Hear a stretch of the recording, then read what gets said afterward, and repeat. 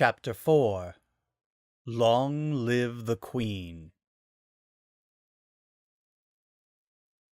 The Alicorn, Princess Celestia's personal galleon, hovered in the night air above the Starfall Plains, a perfectly flat expanse of grasslands between Canterlot and Magiville. At Celestia's bidding, the crew of the Alicorn had taken the lifeboats and abandoned ship, at least temporarily. The small lifeboats had flown off unseen, the invisibility charms over them successfully disguising their presence. The crew had been confused, but Celestia didn't need to do much convincing. When an immortal demigoddess tells you to do something for your own safety, it is usually a good idea to follow her orders. Celestia closed her eyes and stood in the middle of the windswept plains. It was in this very spot, that she had used the elements of harmony, forcibly binding them to her soul and sealed Nightmare Moon, away. She had almost died in the process. The elements of harmony were not meant to be used by only one mage. The Archmage looked up at the full moon and the silhouetted face on its surface. She could hardly bear to look at the moon for too long. Too many memories. "Steady, old girl," Celestia said to herself, raising her golden staff. She turned in a slow circle, her staff parallel to the ground. The 8-armed sun on the end of her staff gave off 4 flashes while Celestia circled, leaving behind a floating point of light each time. The 4 stars were slowly approaching Celestia, mirroring the stars approaching the moon. It wasn't a coincidence. Celestia raised her staff above her head as the 4 stars began to pick up speed at her unspoken bidding. Her staff began to glow like the sun as the 4 stars in the sky vanished behind the moon, and the face of the moon began to fade away. Celestia took a deep breath and calmed herself. "Let's begin," she said, and she struck the earth with the butt of her staff. Golden lines of light emerged from her staff, and they began to spread and split, drawing an enormous spell circle around Celestia. It was her own design. Every rune, every angle, every last part of the circle was crafted over the past 1,000 years for one purpose: purification. The face on the moon disappeared, and there was a bright flash of multicolored light. When it faded, an armored woman was standing in front of Celestia, and she wasted no time lunging at the Archmage with a double-bladed spear. Celestia's spell circle roared to life. Dozens of golden chains sprang from the ground, wrapping around the armored woman and stopping the spear only inches from Celestia's face. Celestia's eyes began to blaze as she fed more and more magic into the circle. The golden chains began to glow white-hot, and the woman trapped inside them screamed as the chains seared her.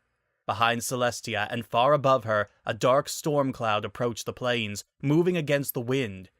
A ship made out of rotten wood emerged from its cloudy camouflage, crewed by sailors just as rotten and decayed as the ship. A single word was painted on the prow of the ship, next to the skeletal figurehead: Hades. The Hades, silent as death, flew past the Alicorn, going as close as they dared to the center of the magical maelstrom that was Celestia. The Grand Master of the Shadow Blades was standing on the prow, eyes fixed on Celestia. "Darkness guide my hand," he said as he jumped. The shadow seemed to reach up from the ground to cushion his fall, and the Grand Master landed without losing speed, running straight for Celestia with a sword in his hand. The grass didn't even rustle as he moved through it. "Give me back my sister!" Celestia yelled at the woman chained in front of her. The woman's screams became mixed with laughter. "I am thy sister!" she shrieked, her pale, sharp face twisting in pain and anger. "Liar!" Celestia screamed, pouring more magic into the spell. The woman screamed even louder, and cracks began to form on her skin, letting out a bright light. It was working, Celestia realized. Her spell was working. Just a few more minutes of this and... Oh. Celestia's staff fell from her hands as she looked down at her chest. There was a sword sticking out of it. Celestia looked over her shoulder at the dark-clothed man responsible for stabbing her in the back. "What have you done?" she said breathlessly, as the spell circle and the chains it had conjured vanished slowly. The man said nothing, only planting his foot in the small of her back and pulling his sword free. Celestia fell to her hands and knees as blood began to seep out of her chest. She didn't notice. She was too busy noticing the black metal greaves in front of her. With what remained of her strength, she lifted her head and stared into the azure, predatory eyes of the thing that called itself her sister. Celestia felt herself start to cry when she saw the cracks on the woman's porcelain skin seal shut, and the woman smiled down at her darkly. "Good evening, dear sister," Nightmare Moon said as she kicked Celestia in the face, knocking her to the ground. Celestia could feel the warm blood on her face and the cold metal as Nightmare Moon pressed a foot to her throat. "Whatever is the matter? Will thou not say hello?" Celestia said nothing, too busy trying to gasp for breath. Nightmare Moon clicked her tongue disapprovingly and looked at the man dressed in black. "Thou hast done well, Shadowblade," she said. The Shadowblade pumped a fist in the air above his head. "Long live the Queen!" he shouted. "Long live the Queen!" Chrysalis cheered from the Hades, and the undead manning the ship gave an appreciative moan. Nightmare Moon looked down at her feet as the ground began to rumble. 24 werewolves leapt out of the newly formed holes, making a wide circle around Nightmare Moon. The werewolves howled at the Queen of the Moon, adding their voices to the cheering in their own way. "Long live the Queen!" Iron Will up on the Hades bellowed, his voice drowning out all the others. "Whatever, long live the Queen," Nightshade said in a bored voice from a perch in the crow's nest. "Long live the Queen! Long live the Queen! Long live the Queen!" Nightmare Moon raised a hand, and the chanting stopped instantly. She looked down at Celestia, who was struggling to get Nightmare Moon's foot off of her throat. Nightmare Moon pushed down even harder, a vicious grin on her face. "Oh, thou know but an inkling of how long we have waited for this day, sister," she said. "Didst thou actually believe thou was the only one capable of creating a plan?" Celestia gasped like a fish out of water, trying to get the air into her lungs. "How doth it feel, having 1,000 years of waiting and planning end in failure, and the only one to blame is thou?" Nightmare Moon looked at the alicorn out of the corner of her eye. "Tell me, is the crew still aboard?" she asked. Celestia's eyes widened in fear. "No, don't!" she begged. Nightmare Moon smirked, and she gestured up to the Hades. "Destroy it," she ordered. Celestia's eyes widened, and she pushed against the foot on her throat with renewed energy. Nightmare Moon laughed at the futility of the attempt. "This is thy own fault, Celestia," she said as the Hades turned so her starboard side was facing the alicorn.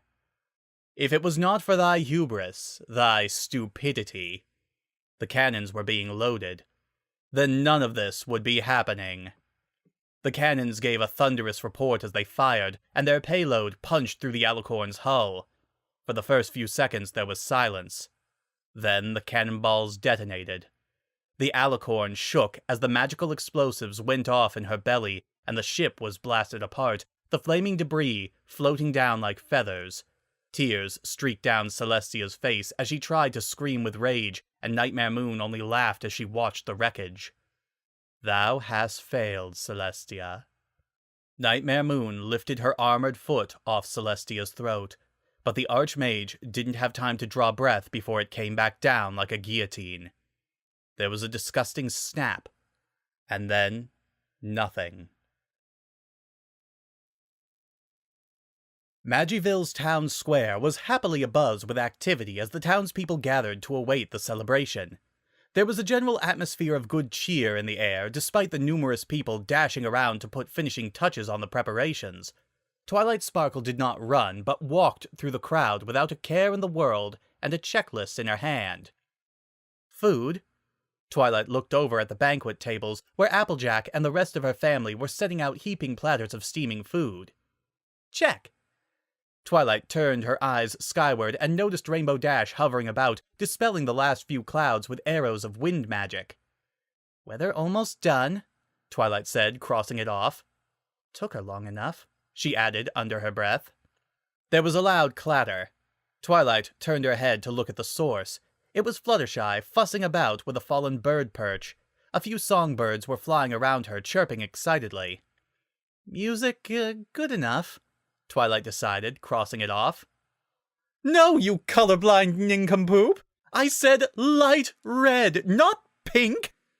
Rarity's voice wafted over the crowd as she chastised one of her assistants. There's a difference! And the decorations are under control, Twilight said, crossing the final item off the list. I think everything is ready. Twilight looked to the brightening eastern sky, and her eyes lit up as she saw the approaching silhouette of the alicorn. She turned around and cupped her hand around her mouth. The princess is here! She shouted to the crowd. Every pair of eyes in the town square turned to the east as the alicorn majestically sailed over Magiville, slowing to a halt above the town square. A silhouetted figure, disguised in the darkness, stood at the prow of the ship, wings of metal floating at her back, and her hair flowing through the air like water. It was undoubtedly Celestia. Fluttershy's birds began to sing the opening notes of the anthem, and the crowd bowed to Celestia. I guess I might have been wrong about Nightmare Moon, Twilight whispered to herself, bowing lower than any of the other members in the crowd. The crowd straightened as one, looking at Celestia eagerly, waiting for her to usher in the sunrise. Celestia raised her double-headed spear, wreathed in dark light. Twilight's pupils narrowed to pinpricks. The eastern horizon lost its red and orange hues, turning back to midnight blue as the sun retreated, and the moon rose to take its place. The flawless, faceless moon. A nightmare shall fall from the moon. No. No, no, no, no, no, Twilight whispered. And eternal night. The silver light of the moon filled the town square, illuminating Celestia and the alicorn. The alicorn was not the beautiful sky galleon Magiville had been expecting, but a filthy, derelict ship that had seen better days. It was the woman standing on the prow that had Magiville's attention, though. It was easy to mistake her for Celestia in the darkness.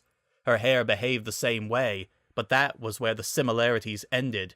The woman was wearing armor of dark steel that showed off far more skin than was absolutely necessary, and an angular blue helm framed her cold, sharp face. Shall be her boon. Subjects, Nightmare Moon said, her voice cold as ice. Good evening. Not a single person dared to move. They only stood and stared in terrified silence. Hey! Who the hell are you? Hundreds of pairs of eyes snapped upward, looking in shock at the rainbow-haired woman floating above them all. Well, Rainbow Dash said impatiently, are you gonna talk or am I going to have to beat it out of you? Nightmare Moon smirked and chuckled lightly. Is this how thou treat all visiting royalty? With threats of violence thou cannot hope to fulfill? She asked. Then the air around her turned a shimmering violet, and she disappeared. With a similar burst of light, she reappeared floating in front of Rainbow Dash, glaring down her nose at the elementalist. Or was thy mother too busy whoring herself to teach thee proper manners? Congratulations, that was the worst yo mama joke I've ever heard, Rainbow Dash said, clapping sarcastically. Now tell me where the real princess is. Doth this answer thy question? Nightmare Moon showed something golden to Rainbow Dash. Or should we explain it to thee with words small enough for thee to comprehend? Rainbow Dash's eyes went wide with recognition and fear. No way, that's gotta be fake! There's no way the princess could be... We speak only the truth, foolish girl. Thy beloved Princess Celestia, Nightmare Moon dropped the gold trinket, is dead. Celestia's gold tiara made a sharp, ringing noise as it struck the ground at Twilight's feet. The Arcane Mage could only stare at it as she realized what it meant. It was without a doubt Celestia's tiara. The tiara she wore at all times. A dull feeling began to swell up from her stomach at the implications, filling every inch of her body with anger. Twilight's staff appeared in her hands, and she swung it with a roar, releasing a blast of magic straight upwards at Nightmare Moon. Nightmare Moon's eyes flicked downward, and she vanished in a burst of violet light, narrowly avoiding Twilight's attack. With a flash, she appeared in front of Twilight, who gasped when she realized there was a very sharp-looking spear being pressed against her throat. The crowd wisely scattered at Nightmare Moon's sudden reappearance. "Thou hast some nerve daring to strike at us," Nightmare Moon said, staring at Twilight with contempt. "Speak. What is thy name?" "My name is Twilight Sparkle," Twilight said, her voice wavering only slightly. "Arcane Mage, representative of the royal court, and apprentice to Princess Celestia." Nightmare Moon raised an eyebrow at that. "Apprentice? Quite an honor for one so young," she said. "Thou must be of a higher pedigree than the riffraff of this town. Dost thou know who we are?" "Yes," Twilight said. "You're Nightmare Moon." Nightmare Moon blinked, bewildered. She sighed and lowered her spear from Twilight's throat.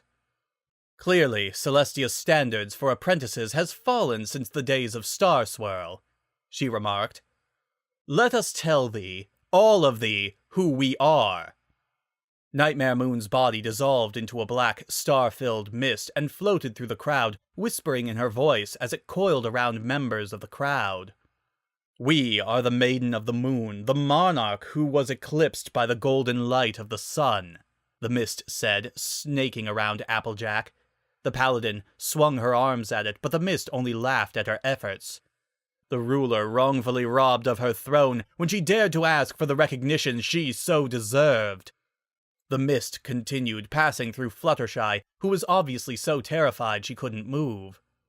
"We are the shadow of the moon at night. We are the monsters who frighten thy children to behave," the mist said, floating back up to the Hades, where it gathered back into human form. "Thou know us as Nightmare Moon, but it is not our name. We are—" Smack. Nightmare Moon blinked with the eye that had not been hit by a surprise projectile from the crowd. She pulled the offending item from her face and stared at it. "Did one of thou truly throw a pastry at us?" she asked. "It's not a pastry!" a single voice shouted from the crowd. "It's a muffin!" It was like a dam had been broken. Almost like a single entity, nearly every member of the crowd screamed and let their magic fly at the Hades. Balls of fire, blasts of light, waves of sound. There must have been 100 different types of spells that slammed into Nightmare Moon, throwing up a huge cloud of smoke. After a full minute of non-stop attacking, the spells finally stopped flying. The crowd held its breath, waiting to see what damage their attacks had done. The smoke cleared. Nightmare Moon was checking her reflection in the blade of her spear. She looked up when she realized the attacks had ended. "Was that all?" she asked. At those words, the crowd of mages came to an unspoken consensus. "Screw this, I'm out." "Absolutely pathetic," Nightmare Moon said, turning away from the sight of the fleeing crowds. She felt a slight pressure on her back as another spell hit her. She glanced over her shoulder and saw Twilight Sparkle still standing in the plaza as the rest of the crowd ran. "Murderer!" Twilight shouted as she swung her staff, throwing more and more spells at Nightmare Moon. The magical orbs of light bounced off Nightmare Moon's armor harmlessly. "Shall I kill her, your majesty?" the Grand Master asked, stepping out of the shadows. Nightmare Moon shook her head. "Nay, she poses no threat to us," she said. "We have wasted enough time here. Take us to our old palace post-haste." "Yes, your majesty," the Grand Master said, stepping back into the shadows and vanishing. Nightmare Moon looked one last time at Twilight Sparkle, still throwing spells. "Give up, lowly apprentice," Nightmare Moon said, pointing at Twilight with a single finger. With a brisk motion of her hand, Twilight was sent flying by an unseen force. She landed in a heap, her vision ringed with black, and the wind knocked out of her lungs. She gasped for breath, desperately trying to fill her lungs with air. She lifted her head, her vision swimming, and saw the Hades in motion, flying towards the Everfree forest. 5 familiar people surrounded Twilight, crouching down next to her. "Twilight, you okay?" the easily recognizable voice of Rainbow Dash asked. "Fine. I don't have time to lie down," Twilight grunted, standing up with the assistance of her staff. She stumbled a bit and was caught by Applejack. "Easy there, partner," the paladin said. "You took quite a beating from that tumble." "It's nothing. Just a little bruising," Twilight said, pushing Applejack away and shuffling off in the direction of the receding Hades. "I have to avenge the princess. Have to stop Nightmare Moon." She swung her staff with as much strength as she could muster, but in her addled state, she could only create a small spark that died out after only a few seconds. "What exactly are you trying to accomplish, Twilight?" Rarity asked, laying a hand on Twilight's shoulder. "I have to stop Nightmare Moon before she can—" Twilight scanned the skies for the Hades. It was nowhere in sight. Twilight growled in anger. "I have to stop her. I told the princess. I told her—" "Are you nuts?" Rainbow Dash asked. "Were you not paying attention when literally the entire town couldn't even scratch her?" "She murdered the princess!" Twilight yelled, thrusting Celestia's crown in Rainbow Dash's face. "If I don't at least try to stop Nightmare Moon, then Mystica will— Pinky, get off!" "Nuh-uh," Pinky said, her arms wrapped around Twilight's midsection. "It really, really looks like you need a hug." "I need you to get off," Twilight said, wriggling out of Pinky's grip. "By the goddess, you are so naive! This is not a problem that can be solved by a hug!" I hate to interrupt, but it's not really a problem that can be solved by charging in without thinking. I mean, that's what I think. It might actually be a problem that can't be solved at all." Fluttershy spoke up, reminding the others that, yes, she was there. Twilight took a deep breath, and her shoulders slumped. "You know what, Fluttershy? You're right," Twilight said. "I need a plan." "Hold on, where in the Sam hell do you think you're going?" Applejack asked as Twilight turned on her heel and ran off. "None of your business! I have to stop Nightmare Moon!" Twilight shouted. "Do you think we should, follow her before she does something stupid?" Rarity suggested. The others murmured in agreement. Spike was dreaming about Rarity lying in a bed of gemstones and gold when the door slammed open and he was rudely awoken.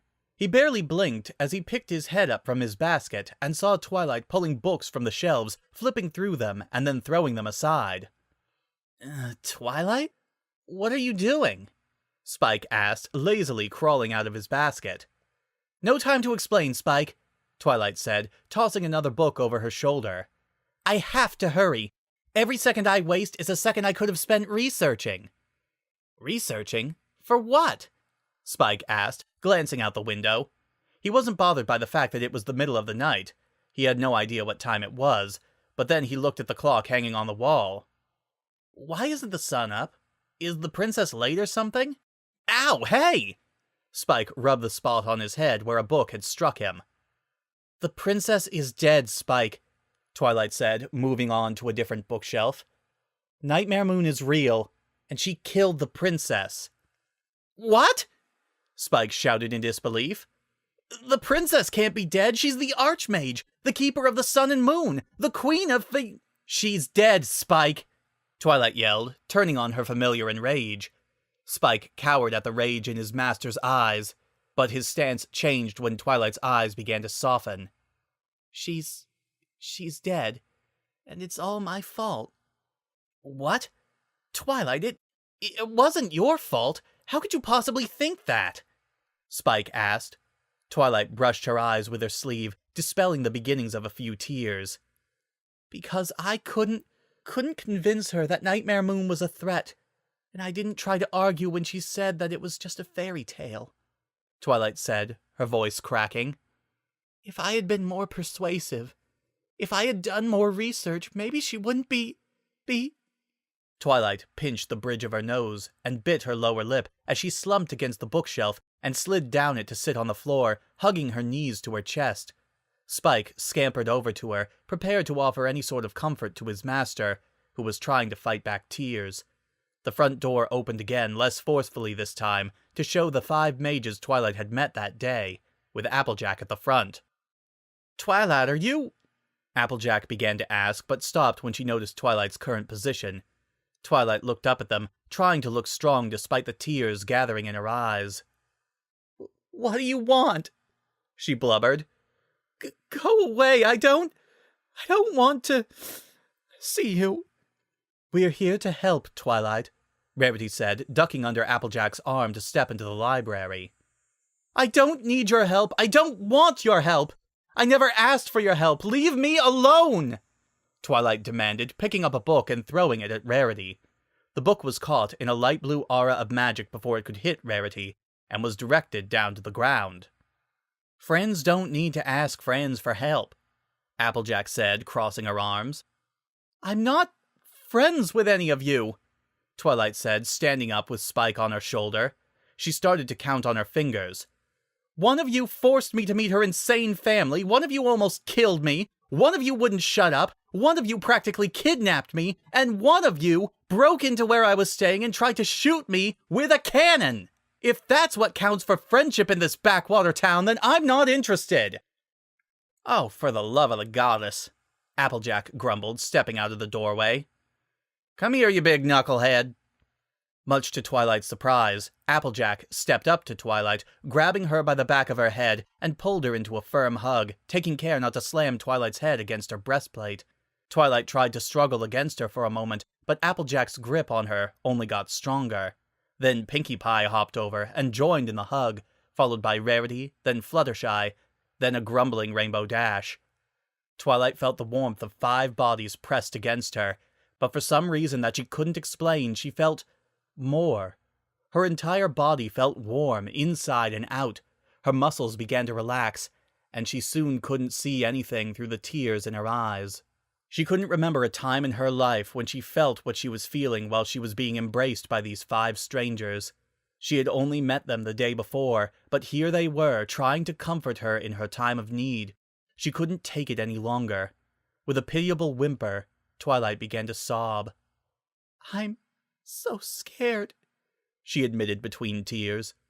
Applejack stroked the back of her head. "Shh, don't worry. We're all scared," she said quietly. "It's nothing to be ashamed of." "Twilight, I am being crushed by Rarity," Spike grunted in Twilight's mind. "Don't save me. This is how I want to." There was a low grumble from somewhere between Twilight and Rarity, slowly increasing in volume. Twilight's eyes shot open. "Off," she said suddenly. "Off! Everybody off!" "Just enjoy it, Twilight. I told you, hugs solve everything," Pinkie Pie said. Twilight continued to struggle. "That's not what I meant," she said, finally creating enough room for herself to grab Spike. The young dragon's stomach was quivering, and Twilight broke out into a massive smile when she saw it. "She's alive!" she squealed, pointing Spike at the ceiling and squeezed his belly. Spike opened his mouth and let out a massive belch, accompanied by a burst of green flame. The hug around Twilight broke up as the huggers jumped back from the sudden fire. When the burp ended, Twilight almost threw Spike away in her eagerness to grab the scroll that fell out of the fire.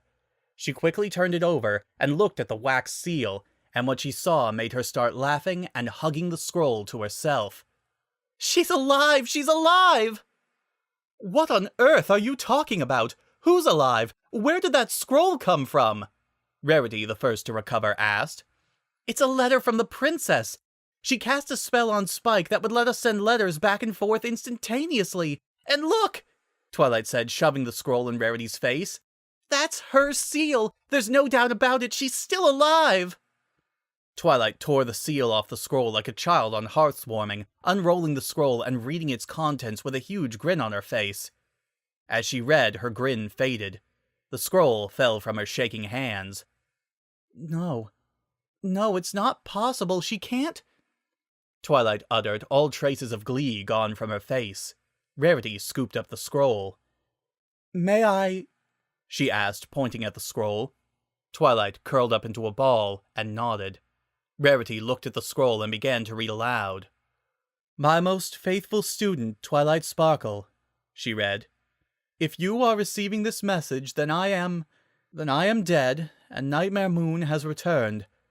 I am ashamed to say that I have not been entirely truthful with you, but I assure you the lies that I told you were for your own protection. Yes, I knew Nightmare Moon was going to return. I was responsible for banishing her, and it has always been my deepest regret. I had to cover up all traces that she was real, and turned her into little more than a fairy tale. Banishing her was my choice alone, and I hoped that I would be able to correct it without any assistance. Unfortunately, since you are reading this, I must have been incorrect. I do not know what went wrong. Perhaps I was betrayed. Perhaps the spell I had been preparing to defeat her failed. That is not important. What is important is that you are still alive, Twilight. You are Mystica's only hope to defeat Nightmare Moon. You must use the same magic I used to banish Nightmare Moon and destroy her. Please apologize to Spike for me. This is probably going to hurt. What does that mean? Rarity wondered, lowering the scroll to look at Spike. Spike shrugged, then his stomach began to rumble. Oh, I want to do it! I want to do it! Pinkie Pie said, grabbing Spike off Twilight's shoulder and squeezing him. Spike's eyes bugged out of his head as he belched out a stream of fire 10 times larger than the flames from earlier. The fire continued for almost 10 seconds before petering out, leaving a large ornate chest on the floor in the library. The pain... Spike groaned. He burped out another burst of flame, depositing a second scroll. I'm gonna faint now. Spike's head fell forward, and he started to snore. Fluttershy took Spike from Pinkie, cradling him like a child. Oh, you poor thing, she said. Rainbow Dash looked over the chest from Spike's first belch. What's this thing? It doesn't even have any hinges, she noted, giving the chest a good kick. Rarity picked up the second scroll. Have patience, Rainbow, she said, clearing her throat to begin reading. This chest contains the greatest magical weapons in all of Mystica. 5 of the elements of harmony. Honesty, loyalty, kindness, laughter, and generosity. They are the tools that I used to banish Nightmare Moon 1,000 years ago, and the only thing that she fears. Twilight, you and the 5 mages you met today, yes, 5, I know about Pinkie Pie, must bear all of the elements and defeat Nightmare Moon. I know you have viewed having friends as a waste of time, but you must place your faith in them. They will help you on your mission, and it is through them that you will discover the final element, the one that brings them together. The element of magic. Regretfully, the element of magic was destroyed when I sealed away Nightmare Moon and the other elements became dormant. The elements will be awoken when they are given to their proper bearer, and the chest, I know, no hinges, will open when you finally understand the lesson I've been trying to teach you all these years. Once that happens, the element of magic will finally be ready to return to the world. Your destination is my old palace in the Everfree Forest. Nightmare Moon is certain to go there to find the elements, but little does she know that I moved them, and that I left behind something of a parting gift. My only regret is that I will not be able to see the look on her face when she realized I had pulled a fast one over on her. Well, I also regret that I died, but that's different. Anyway, my trap will give you a few hours. Travel directly south to the Everfree. The palace should be hard to miss. Nightmare Moon will most likely be in the Chamber of the Elements, and finding your way there through the palace should not be difficult for you, Twilight. The old palace shares almost the exact same layout as my palace in Canterlot, so just follow the path that you would take to get from the front gates to my study. You'll find the Chamber of the Elements there. Leave immediately. Don't stop for anything. I do not know what dangers you will face on the way, but I have utmost faith in your abilities, Twilight. I wish you the best of luck. Your teacher, who is proud to have called you her student, Celestia. And that's all she wrote, Rarity said, setting the scroll aside. The 6 mages were silent, still trying to process the new information. Hold on, let me get this straight, Rainbow Dash, now sitting on top of the chest, said. Princess Celestia is giving us a weapon that can defeat Nightmare Moon, but it's missing a piece and she didn't tell us where to find it. Am I the only one noticing how stupid this plan is? If you have a better idea, we're all ears, Twilight said, standing up and wiping her eyes. All right, since apparently you 5 are integral to the plan, let's get going. We don't have any time to lose. You feeling better? Applejack asked. Twilight shook her head. Not at all, but I don't have time to cry. Princess Celestia has given me a mission, and I intend to do it. I'm no use to Mystica if I can't stop crying, Twilight said. She clapped her hands together. Now, first things first. Her tome materialized in her hands, and she set a hand on the chest allegedly containing the elements. It vanished, reappearing in an illustration in the tome. Rainbow Dash yelped as she crashed to the ground, glaring at Twilight. Twilight ignored her and clapped her tome shut, making it vanish. Now, what's the fastest path through the Everfree? Twilight asked. Around it, Applejack said bluntly. Nobody ever goes into the Everfree. And nobody ever comes out, Rainbow Dash added. There's big, spooky monsters in there. Hydrates and mandarins and cockadoodle-doos. Pinkie Pie started listing off. I think you mean hydras, manticores, and cockatrices, Pinkie, Fluttershy corrected her. And that's just the fauna. Even the flora in the Everfree is dangerous, and not even druids can influence them. It's impossible to get into the forest because there's so many whomping willows around the edges. And if you get past them without being smashed into a quivering, unrecognizable pulp, you have to deal with leech vines. And if you get past them without having your body sucked completely dry and left to rot, you have to deal with mandrakes. And if you can get past them without waking them up, you have to deal with... Rarity put a hand over Fluttershy's mouth. The point is, there's no way to get into that forest, and for good reason, Rarity said. If we were to get to the old palace, we'd have to be able to fly, and unless you have a skyboat in that tome of yours... Applejack and Rainbow Dash both grinned. Twilight smirked. Let's go outside real quick. Oh, Rarity said. You do have a skyboat in your tome, of course. Shotgun! You all heard it, I call shotgun! Pinkie exclaimed, backflipping into the Charon. Ooh, wait, I take it back. Twilight, can I fly it? Please, please? No, Twilight said without a moment's hesitation. It's hardly a first-class yacht, but I suppose it will have to do. Applejack, would you please give me a lift up? Rarity asked. Why, certainly, Applejack said, smirking. She grabbed Rarity under the arms. Rarity's eyes widened as she realized what was about to happen. This isn't what I... Heave-ho! Applejack grunted, tossing Rarity into the Charon. Rarity glared at Applejack as the paladin easily climbed into the boat. I could have bruised you, ruffian! That's paladin, thank you very much, Applejack said, offering Twilight a hand. Are we all going to be able to fit? Fluttershy wondered, staring at the Charon uneasily. I mean, it looks like it can only fit 5 people, so that means that one of us would have to stay behind, and I, volunteer. Nice try, Shy, Rainbow Dash said, hovering a bit off the ground. I can fly, remember? There's enough room in the boat for you. But don't you think you should be, saving your energy? Fluttershy suggested. Fluttershy, just get in the boat, Rainbow said, pointing at the boat sternly. Fluttershy sighed. I hate flying, she mumbled as she climbed into the boat. Twilight, you're a good pilot, right? Have you ever, crashed? I'm a great pilot, Twilight said. But have you ever crashed? Fluttershy repeated her question. Do you really want me to answer that question? Twilight asked. Fluttershy thought about this for a moment, then shook her head. Good, Twilight said, grabbing the tiller and feeding magic into it.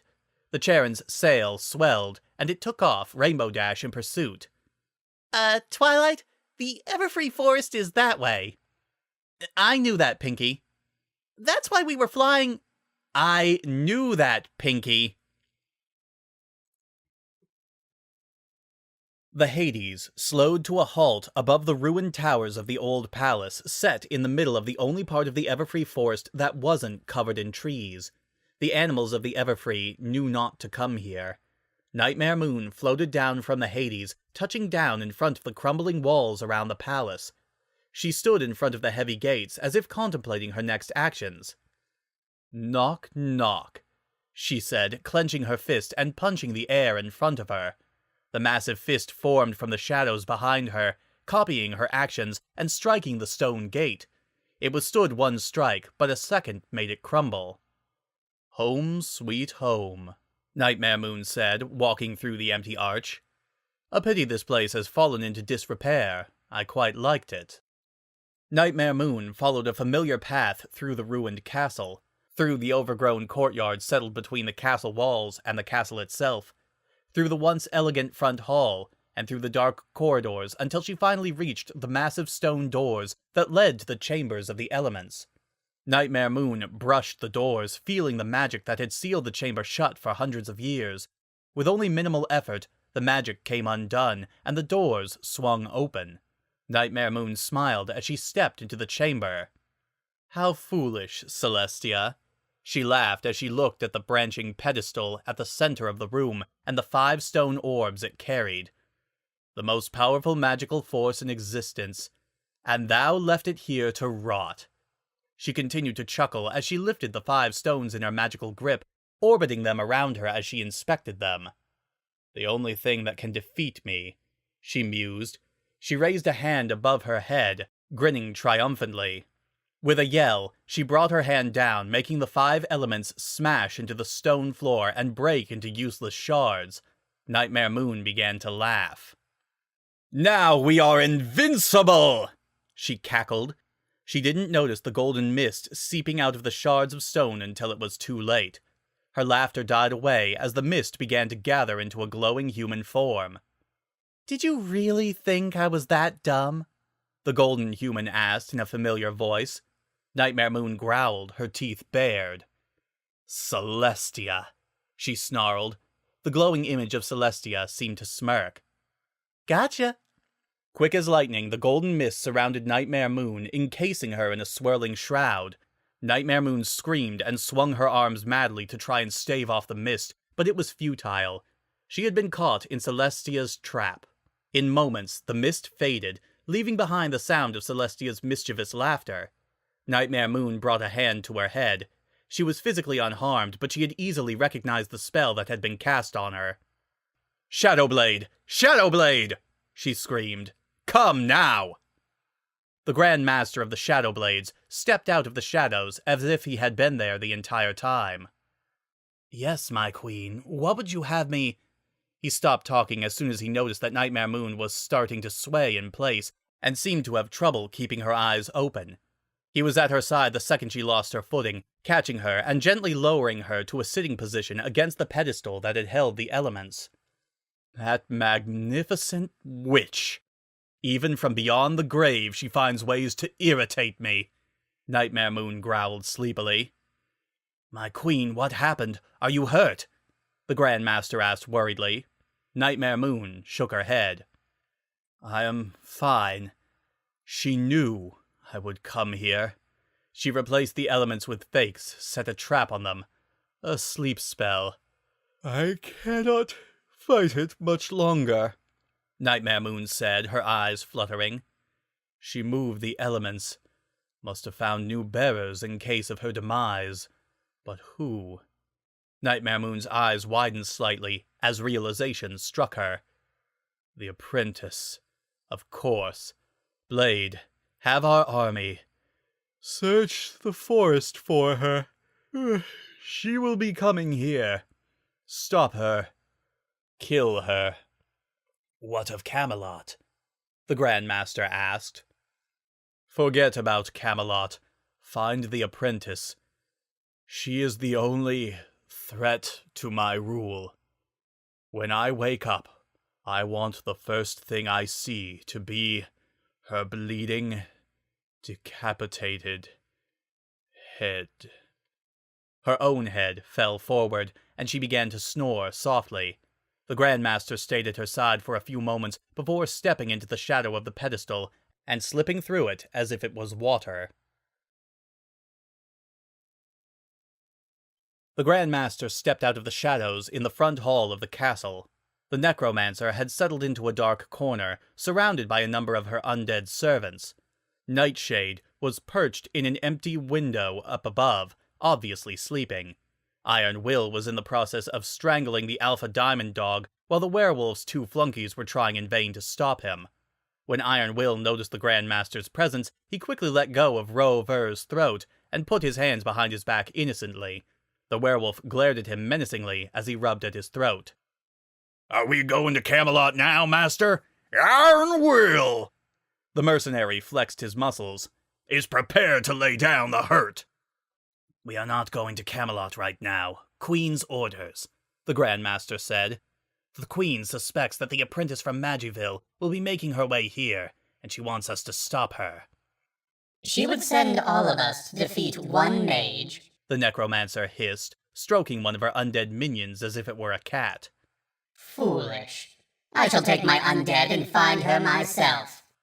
"Now is not the time for hubris, Chrysalis," the Grandmaster said as Chrysalis stood with the assistance of her undead. "It is not hubris, it is not confidence," Chrysalis said, smirking. "I have been killing mages in this forest since your father was a child. I will be more than enough." "Fine," the Grandmaster said, thinking to himself it would be very satisfying to tell the Queen that Chrysalis had failed because of her ego. "Find her and kill her. Ensure that she stays dead." Chrysalis laughed. "You're no fun."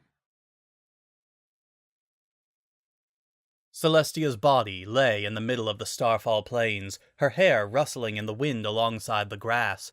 Her heart was still, her skin was cool, and her neck was bent at an unnatural angle. She was dead. A single bird alighted on her shoulder, bathing her in a warm orange glow. This beautiful red bird nudged Celestia's cheek with its beak, but there was no response. The bird seemed to shake its head and sigh mournfully. It knew what had to be done. The bird spread its wings and turned its beak to the sky, letting out a piercing cry.